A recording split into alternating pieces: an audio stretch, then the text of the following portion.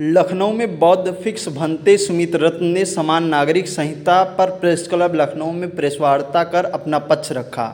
उन्होंने कहा, भारत एक विविधताओं का देश है। यहाँ धर्म, रंग, परंपराएं सभी को संविधान के रूप में एक समान सम्मान मिला है। संविधान निर्माताओं ने किसी भी वर्ग, धर्म, रंग, परंपरा के व्यक्ति को नुकसान नहीं पहुँचाया है। संविधान के अनुसार देश चले, यह हमारी जिम्मेदारी है।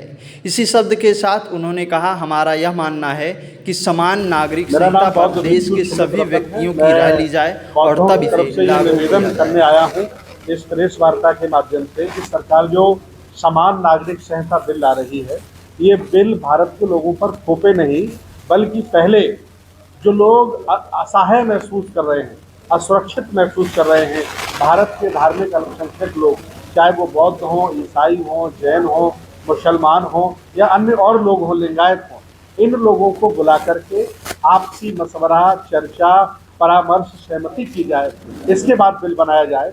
अगर ऐसा सरकार नहीं करती है तो मेरा ये अंदेशा है कि जैसे मणिपुर में आज आग लगी है, लोग एक दूसरे के खून के प्यासे हो गए हैं, कहीं उत्तर प्रदेश में, मध्य प्रदेश में, उत्तराखंड में भी ऐसा ना हो। मैं एक बौद्ध भिक्षु हूँ, मैं नहीं चाहता हूँ कि किसी का खून बहे, कत्लेआम हो, इसलिए मैं सरकार को आगाह करने के लिए आपके माध्यम से प्रेस वार्ता कर रहा हूँ। सरकार तो लगातार ये कह रही है कि समान नागरिक संहिता की जरूरत आज देश में आन पड़ी है, जिससे कि सभी लोगों को एक समान अधिकार दिया जा सके और सब लोग अपनी बात उठा सकें। ये पहली बार आज नहीं हो रहा है कि आदरणीय नरेंद्र मोदी जी के नेतृत्व में समान नागरिक संहिता बिल लाया गया है। जब यहाँ नेहरू जी प्रधानमंत्री थे, उस समय भी समान नागरिक संहिता बिल लाया गया था। पूरे देश के धार्मिक अल्पसंख्यकों ने विरोध किया था, बहुत बुरी स्थिति हो गई थी, इनको बिल वापस लेना पड़ा था। संविधान में बाबा साहब डॉक्टर अम्बेडकर, उनके सहयोगियों ने ये स्पष्ट किया है कि जब आपको जरूरत पड़े समान नागरिक संहिता बिल ला करके भारत में समान कानून ला सकते हैं। लेकिन सरकार से मैं एक निवेदन कर रहा हूँ कि समान नागरिक संहिता बिल लाने से पहले तमाम असमानताएं भारत में हैं। जो सबसे बड़ी असमानता है समान शिक्षा।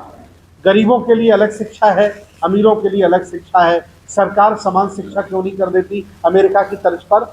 एक चपरासी का बच्चा भी स्कूल में पढ़ेगा, डीएम का बच्चा भी पढ़ेगा, मुख्यमंत्री का बच्चा भी पढ़ेगा। देखिए भारत की तरक्की हो जाएगी।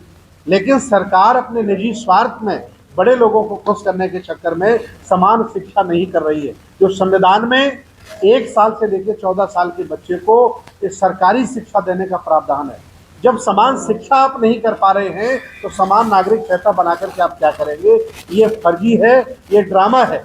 और अगर आप करना भी चाहते हैं तो सहमति करिए, आप परामर्श लीजिए, सबकी आम सहमति बनाइए, फिर आप बिल बनाइए, हम आपके साथ। अभी आप वार्ता के दौरान आपने कहा कि मणिपुर जैसी हिंसा, तो मणिपुर जैसी हिंसा पर आप क्या कुछ कहना चाहते हैं? क्योंकि जिस तरीके से वहाँ की महिलाओं को नग्न किया गया और उनकी इज्जत पे हाथ डाला गया, क्या इस देश में ये उचित है? देखिए, भारत को हम भारत माता कहते हैं और भारत माता को अगर कोई नंगा करता है तो ये भारत के लोगों के लिए गर्व की बात नहीं है, शर्म की बात है। और वो भी माँ, सबकी माँ है, सबकी बहन है, सबकी पत्नी है।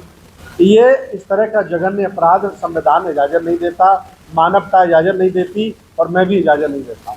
जो कुछ मणिपुर में हो रहा है, इसके लिए जिम्मेदार सरकार है, इसके लिए जिम्मेदार वहाँ के मुख्यमंत्री हैं, भारत सरकार है कि ऐसा माहौल इन्होंने क्यों बनाया, ऐसी व्यवस्थाएं क्यों लागू की कि लोग एक दूसरे खून के प्यासे हो गए। क्या वो पहले से आकलन नहीं कर पाए कि ऐसा करेंगे तो ऐसा हो जाएगा? उसे आम सहमति से समझाया जा सकता था, लेकिन सरकार मौन है। मैं इसका घोर निंदा कर रहा हूँ, ये मानव होने के नाते घोर निंदा कर रहा हूँ। हो सकता है किसी को अच्छा लग रहा होगा, ये उनका विषय है, लेकिन भारत शर्मसार हो रहा है। पूरी दुनिया में भारत की बेइज्जती हो रही है और हर जिंदा आदमी को शर्म महसूस हो रही है। मैं आपको स्पष्ट कर देना चाहता हूँ। एक अंतिम सवाल आपसे जी।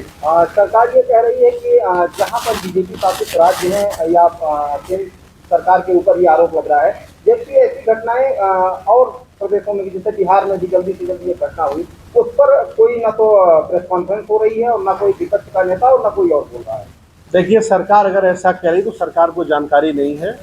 जहाँ जहाँ जिस राज्य में, चाहे ममता बनर्जी की सरकार हो, चाहे नवीन पटनायक की सरकार हो, चाहे स्टालिन की सरकार हो, जहाँ जहाँ अत्याचार होता है, अन्याय होता है, न्याय के साथ अवहेलना होती है और एट्रोसिटीज़ होती है, हम जैसे लोग हमेशा मुखर होकर के विरोध करते हैं, ये संविधान हमें इजाज़त देता है। और अगर हम विरोध नहीं कर पाएंगे तो लोकतंत्र का भारत नहीं राजशाही हो जाएगी। तो नरेंद्र मोदी प्रधानमंत्री नहीं, राजा प्रधानमंत्री बन जाएंगे, राजा नरेंद्र मोदी हो जाएंगे। इसलिए ये गलत उनका कहना है। जहाँ जहाँ अत्याचार होता है, चाहे जिसकी सरकार हो, हम लोगों को सरकार से लेना देना नहीं है, हम लोगों को मानवता से लेना देना है, हम लोगों को भारत से लेना देना है।